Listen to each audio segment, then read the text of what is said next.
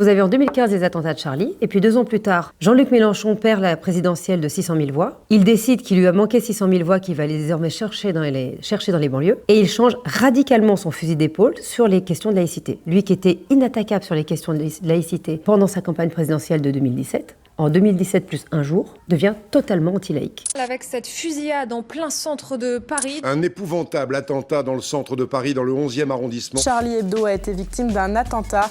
12 Après 2015, il y a eu le retour de bâton et l'anticharlisme.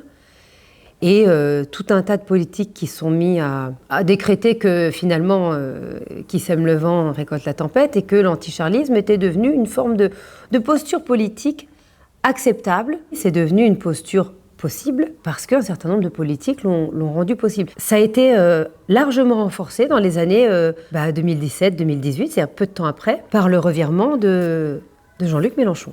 Charb, tu as été assassiné, comme tu le pressentais, par nos plus anciens, nos plus cruels, nos plus constants, nos plus bornés ennemis, les fanatiques religieux, crétins sanglants, qui vocifèrent de tout temps, à bas l'intelligence, vive la mort. Adieu, camarades. Merci, camarades.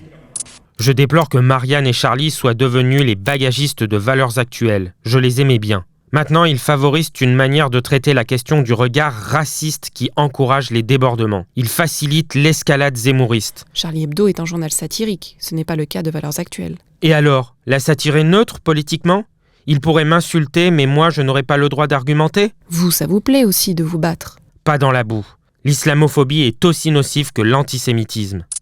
En pensant à la personne que j'étais à 15 ans, qui lisait Charlie et le Canard les mercredis, qui riait un peu, ici et là. Je n'ai pas pleuré Charlie. J'ai pleuré en pensant aux amis et aux camarades qui sont devenus Charlie. Marianne, Valeurs Actuelles, Charlie, ça suffit le harcèlement nauséabond contre la députée Danielle Obono.